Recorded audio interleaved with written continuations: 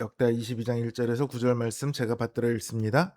예루살렘 주민이 여호람의 막내 아들 아하시야에게 왕위를 계승하게 하였으니 이는 전에 아라비아 사람들과 함께 와서 진을 치던 부대가 그의 모든 형들을 죽였습니다. 그러므로 유다 왕 여호람의 아들 아하시야가 왕이 되었더라. 아하시야가 왕이 될 때에 나이가 42세라 예루살렘에서 1년 동안 다스리니라. 그의 어머니 이름은 아달랴여 오므리의 손녀더라. 아하시야도 아합의 집 길로 행하였으니 이는 그의 어머니가 꾀어 악을 행하게 하였습니다. 그의 아버지가 죽은 후에 그가 패망하게 하는 아합의 집의 가르침을 따라 여호와 보시기에 아합의 집같이 악을 행하였더라. 아하시아가 아합의 집의 가르침을 따라 이스라엘 왕 아합의 아들 요람과 함께 길르앗 라못으로 가서 아람 왕 하사엘과 더불어 싸우더니 아람 사람들이 요람을 상하게 한지라. 요람이 아람 왕 하사엘과 싸울 때 라마에서 맞아 상한 것을 치료하려 하여 이스라엘로 돌아왔더라. 아합의 아들 요람이 병이 있으므로 유다 왕 여호람의 아들 아사랴가 이스라엘에 내려가서 방문하였더라. 아하시아가 요람에게 감으로 해를 입었으니 이는 하나님께로 말미암은 것이라. 아하시아가 갔다가 요람과 함께 나가서 님시 아들 예후를 맞았으니 그는 여호와께서 기름을 부으시고 아합의 집을 멸하게 하신 자이더라. 예후로 하여금 아합의 집을 심판하게 하실 때에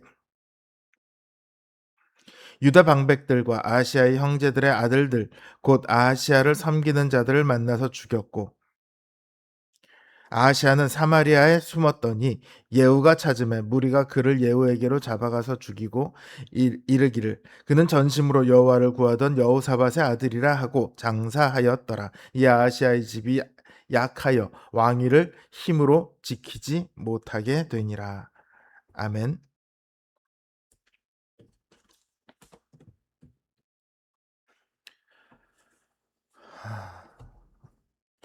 여호람은 블레셋과 아라비아 사람들에게 모든 아들을 잃었습니다.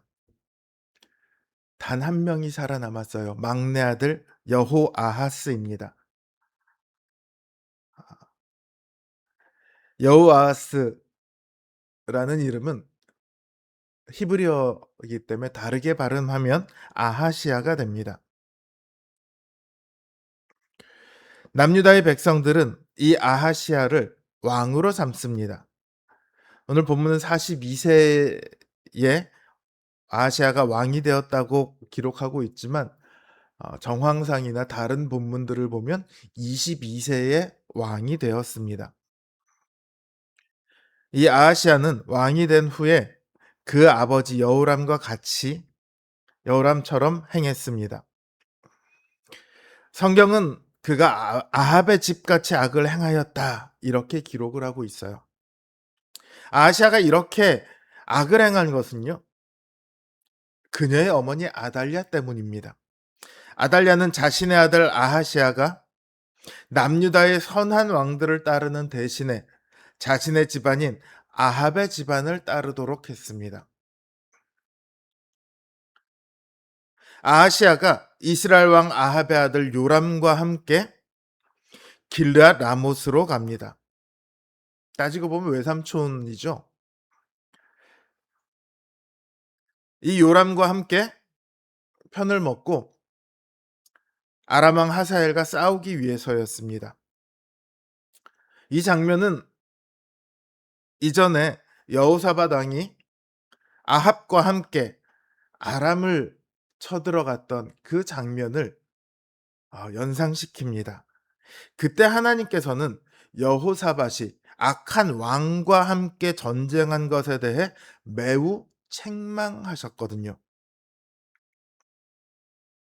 비록 아하시아가 태어나기 전의 일이기는 합니다만 아하시아는 그 일로 크게 뉘우친 여호사밧이 그 다음에 어떻게 했는지를 보면서 자랐습니다. 여호사밧의 일평생에 있어서 그 일은 가장 잘못했던 일이고 가장 크게 뉘우쳤던 일입니다. 그 뉘우치고 이후로 하나님 앞에서 말씀을 전파하고 말씀을 중심으로 살도록 하고 가르치고 이랬던 일들을 이 아하시아는 충분히 보면서 자랐어요. 그러니까 아하시아에겐 여호사밧이라는 롤 모델이 있습니다. 그러나 아하시아는 이 여호사밧을 따르는 대신에 자신의 아버지 여호람, 보다 정확하게는 자신의 어머니 아달랴를 따랐습니다. 그 결과로 또다시 북이스라엘 왕 요람과 함께 아람으로 쳐들어갑니다. 그리고 그 전쟁의 결과로 요람은 부상을 입고 안전을 위해서 이스라엘 평원으로 도망을 갑니다. 그리고 아하시아는 그 요람을 문병하기 위해 이스라엘로 향해요. 그곳에서 아하시아는 이제 악한 자와 함께한 그 대가를 치르게 됩니다.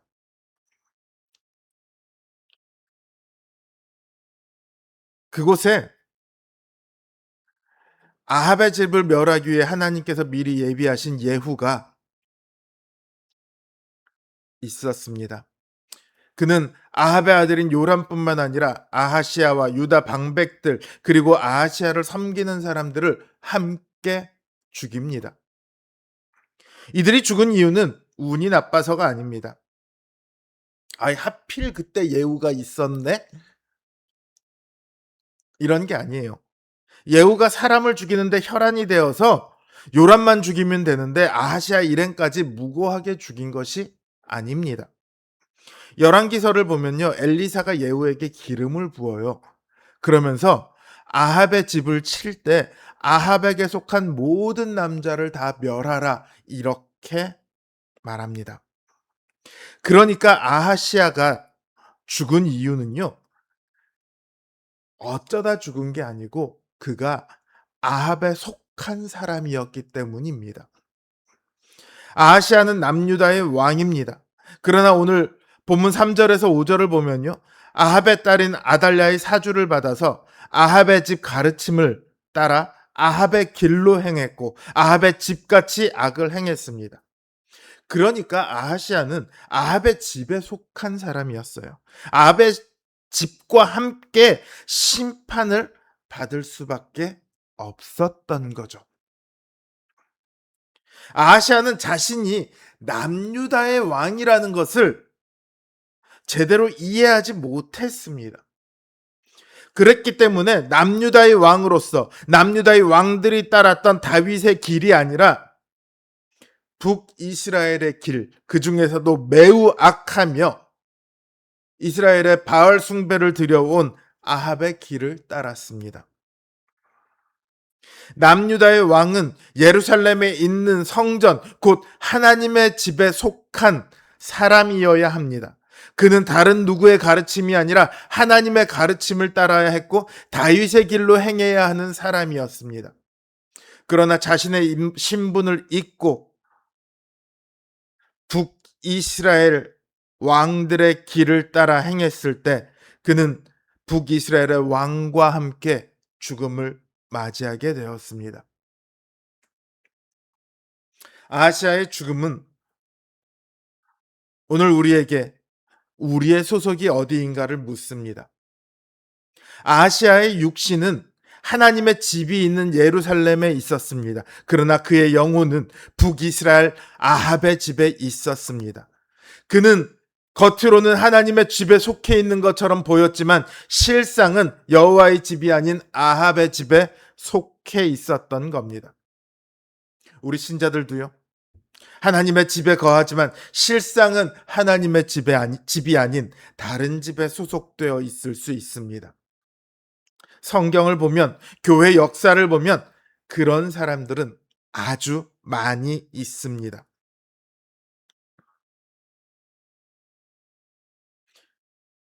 여러분의 삶은 하나님의 집에 거하며 하나님의 집에 소속되어 있습니까? 하나님의 집을 가르침을 따르고 있습니까?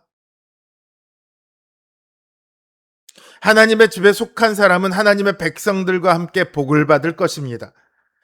그러나 그렇지 않은 사람은 악인의 집과 함께 심판을 받게 될 것입니다. 하나님께서는 우리를 하나님 집의 일원으로 부르셨습니다.